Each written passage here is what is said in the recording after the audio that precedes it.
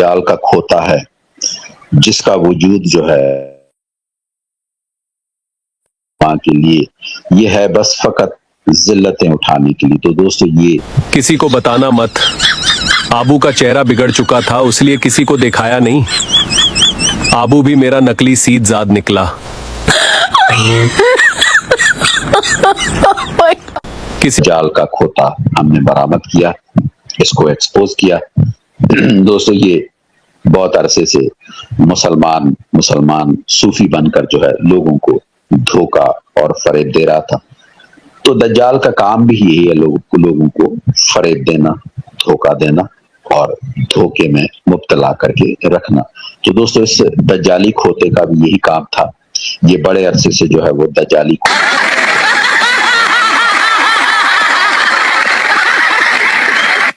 اب آپ اس کی حالت زار دیکھیے کہ یہ نہ صوفی رہا, نہ یہ مسلمان رہا, نہ یہ سکھ رہا, نہ یہ ہندو رہا. تو دوستو اس نے بہت پاسے پلٹے. کبھی یہ سکھ بنا, کبھی صوفی بنا, کبھی براہمن بنا, کبھی جو ہے جو اس کے سامنے آ جائے بس. کیونکہ کھوتے کی فطرت ہوتی ہے کہ کھوتے کو سوار چاہیے ہوتا, تو اس کھوتے کو دوستو سوار چاہیے تھا.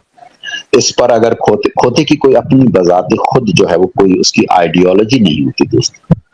دوستو کھوتے اور انسان میں اتنا فاصلہ ہے, اتنا فرق ہے کہ انسان کی آئیڈیالوجی ہوتی ہے.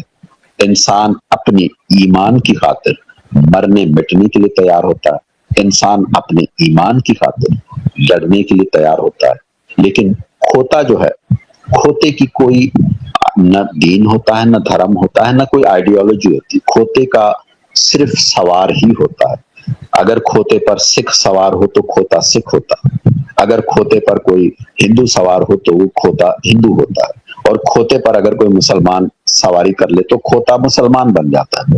تو کھوتا جو ہے دوستو سوار کے دین کے حساب سے چلتا ہے.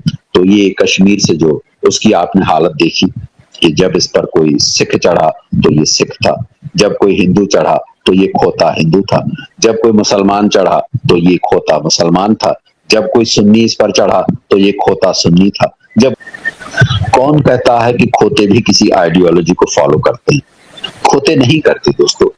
تو کھوتا جو ہے یہ اس کی کوئی اپنی آئیڈیالوجی تھی نہیں, جو اس پر سوار وہی اس کی آئیڈیالوجی. تو ہم نے دوستو اس کو ایکسپوز. انسانی تاریخ میں پہلی بار کسی لاش کو 4 مہینے کے بعد دفنایا گیا. انسانی تاریخ میں پہلی بار اربوں روپے خرچ کر کے کسی لاش کی دنیا بھر میں نمائش کی گئی. انسانی تاریخ میں پہلی بار کوئی بیٹا اپنی ہلاکت کے ڈر سے اپنے ہی باپ کی نماز جنازہ میں شریک نہیں ہوا. انسانی تاریخ میں پہلی بار کسی لاش کو دفن کرنے کے لیے تاریخ پر تاریخ کا اعلان کیا گیا. انسانی تاریخ میں پہلی بار لاش کے سامنے بینڈ باجا اور میوزک بجائی گئی. انسانی تاریخ میں پہلی بار مردوں کے ساتھ ساتھ عورتیں بھی مخلوطانہ ماحول میں لاش کا دیدار کیا. دراصل یہ کون لوگ ہیں؟ اصل میں یہ لوگ گستاخ صحابہ ہیں. حضرت عائشہ رضی اللہ عنہ کی عزت پر حملہ کرنے والے لوگ ہیں. حضرت حسین رضی اللہ عنہ کو دھوکہ دینے والے اور ان کا ساتھ چھوڑ جانے والے لوگ ہیں. اصل میں یہ لوگ اسلامی تعلیمات کو مسخ کرنے والے ہیں. یہ ان کو گالیاں دینے والے ہیں جن کے بارے میں اللہ تعالیٰ نے قرآن کریم میں فرمایا ہے کہ رضی اللہ عنہم ورضوا عنہ. یہ سنی مسلمانوں کے قاتل ہیں. یہ تقیہ باز اور دھوکے باز ہیں.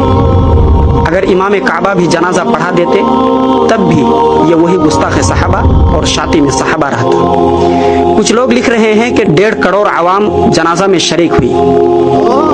پہلی بات تو یہ ہے کہ یہ سفید جھوٹ ہے. دوسرے یہ کہ کسی آخری رسومات میں 2-4 کروڑ عوام کا شریک ہونا اس کے عقائد و نظریات کو اور اس کے کفریہ و شرکیہ عقائد و اعمال کو تبدیل نہیں. انسانی تاریخ میں پہلی بار کسی لاش کو